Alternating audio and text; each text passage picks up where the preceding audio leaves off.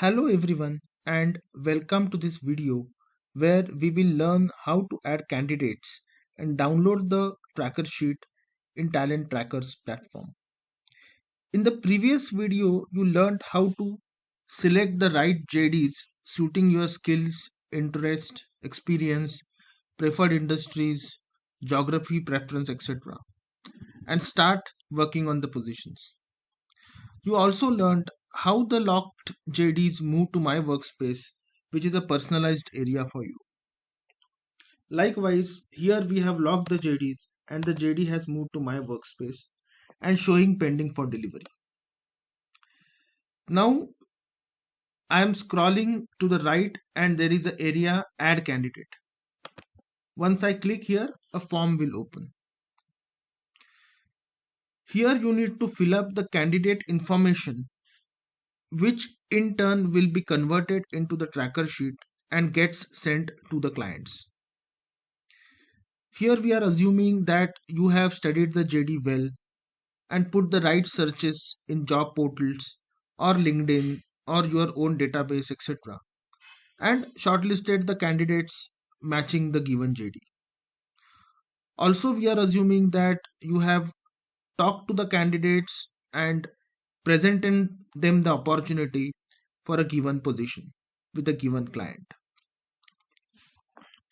Now, let me quickly explain you the fields in the add candidate form, which are majorly self-explanatory. For example, you need to fill up candidate's full name here. So we are taking some dummy names for the purpose of training.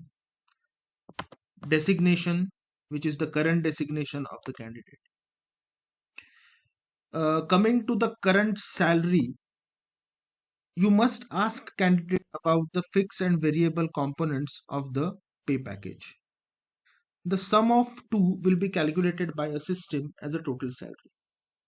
For example, here I am putting at 15.4 lakhs as a fix, around 2.2 lakhs as a variable, and the total salary is calculated by the system.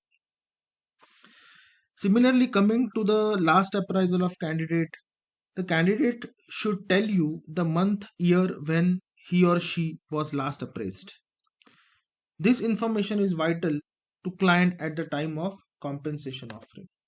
So if I am clicking the drop down, you will see the months and the year when the last appraisal of the candidate happened in the previous organization. Coming to expected salary, it should either be an absolute value in rupees or a percentage growth the candidate is expecting. This is a mandatory field and the candidate should also tell you whether the expected salary is negotiable or not. So for example, here we will put the expected salary as say 20 lakh per annum or 20 lakhs per annum, something like this. Everyone can have their own style, or we can simply put say 30% hike. Yeah. So candidate has confirmed that the salary is negotiable or not negotiable. Coming to total experience, you can mention it as 7.5 years or say 10 years. It's a text field, so you can enter the characters as well as numbers. The education is important, so it can be the highest education followed by graduation. The current organization person is working with, the current location. We prefer to give city and state both. The candidate mobile number.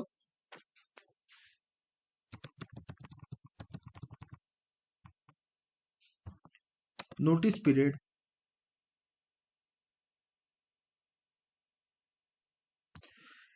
Here we have many drop down options. About a notice period, the client is more keen to know the negotiable notice period. So the attempt is to get the earliest possible joining candidate, and then you need to ask candidate what is the negotiable notice period.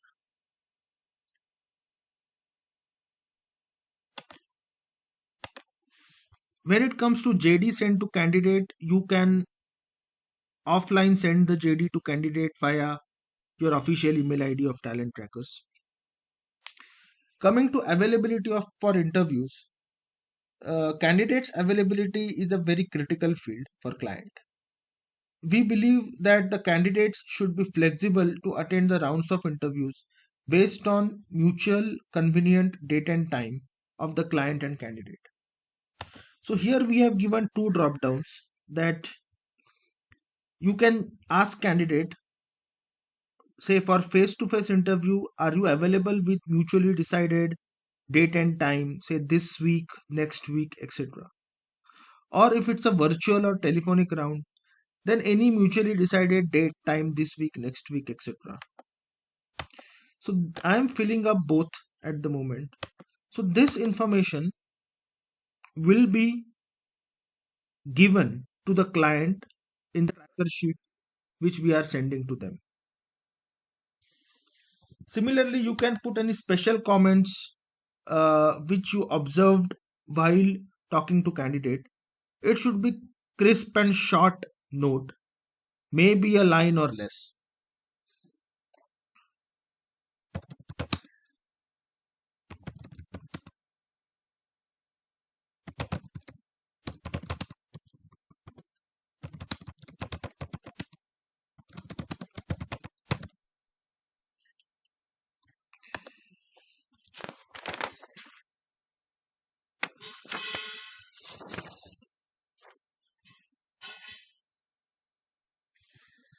Once you click and save candidate form, you need to go to the list of candidates area in my workspace. Now there are certain special fields like recruiter remarks. Uh, we have decided to have a short another video to explain this because this is quite customized and sensitive area. How do we as a recruiter fill up the special comments about the candidate and how this information will get passed on to the client in the tracker sheet. So you have to view another short video maybe for 2 or 3 minutes once you are done with this.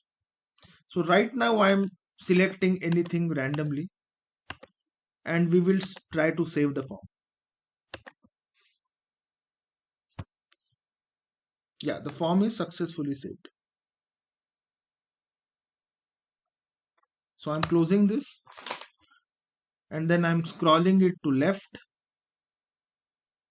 So here the data will get saved in the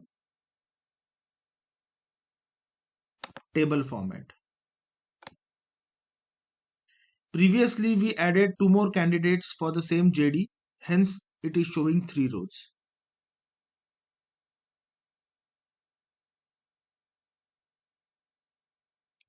For the simplicity of understanding, let's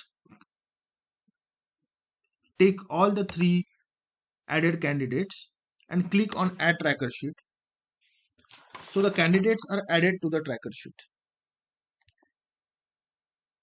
If you click download tracker, a CSV file will get downloaded on your machine. So we have ticked 2 candidates. So there are 2 rows which are getting added.